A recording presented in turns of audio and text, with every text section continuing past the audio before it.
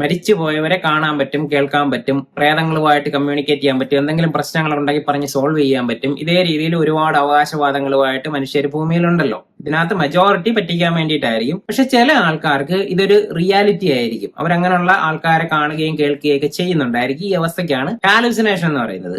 ഒരുപാട് മാനസിക പ്രശ്നങ്ങളുടെ ഭാഗമായിട്ട് ഇതുണ്ടാകാറുണ്ട്. മാറ്റിയെടുക്കാൻ പറ്റുന്ന ഒരു വളരെ സിമ്പിൾ ആയിട്ടുള്ള കാര്യം തന്നെയാണ്. ഓഡിറ്ററി അല്ലെന്നുണ്ടെങ്കിൽ വിഷ്വൽ ഹാലുസിനേഷൻസ് ആണ് ഏറ്റവും കോമൺ ആയിട്ട് കണ്ടുവരാറുള്ളത്. ഡിസോർഡറിന്റെ ഒക്കെ പോയിന്റ് ഓഫ് വ്യൂവിൽ പറയുകയാണെന്നുണ്ടെങ്കിൽ ഷിസോഫ്രീനിയ, ബൈപോളാർ ഡിസോർഡർ, ഡിപ്രഷൻ വിത്ത് സൈക്കോട്ടിക് സിംറ്റംസ്, ഇതിലെല്ലാം ഇതുണ്ടാകാറുണ്ട്. പോസ്റ്റ് ട്രോമാറ്റിക് സ്ട്രെസ് ഡിസോർഡറിലും ഉണ്ടാകാറുണ്ട്. നമ്മുടെ സബ് കോൺഷ്യസ് മൈൻഡിന് പ്രോസസ്സ് ചെയ്ത് ഒരു സൊല്യൂഷൻ കണ്ടെത്താൻ പറ്റാത്ത ഏതെങ്കിലും ഒരു ഇമോഷൻ ആയിരിക്കാം ഒരു പക്ഷേ ഹാലൂസിനേഷൻ ആയിട്ട് കൺവെർട്ട് ആവുന്നതെന്ന് പറയുന്നത്. ഏറ്റവും കോമൺ ആയിട്ട് കണ്ടുവരാറുള്ളത് വിഷമം, പേടി, കുറ്റബോധം ഇതുമായിട്ട് ബന്ധപ്പെട്ടതാണ്. ഭയങ്കര ഭീകരമുള്ള ഒരു രൂപം, പ്രേതമാണ്, എന്നെ കൊല്ലാൻ വരുന്നു എന്നൊക്കെ പറയുന്നു. അവിടെ ഫിയർ ആണ്, ഭയമാണ് ആ ഒരു ഹാലൂസിനേഷൻ ഉണ്ടാക്കുന്നതെന്ന് പറയുന്നത്.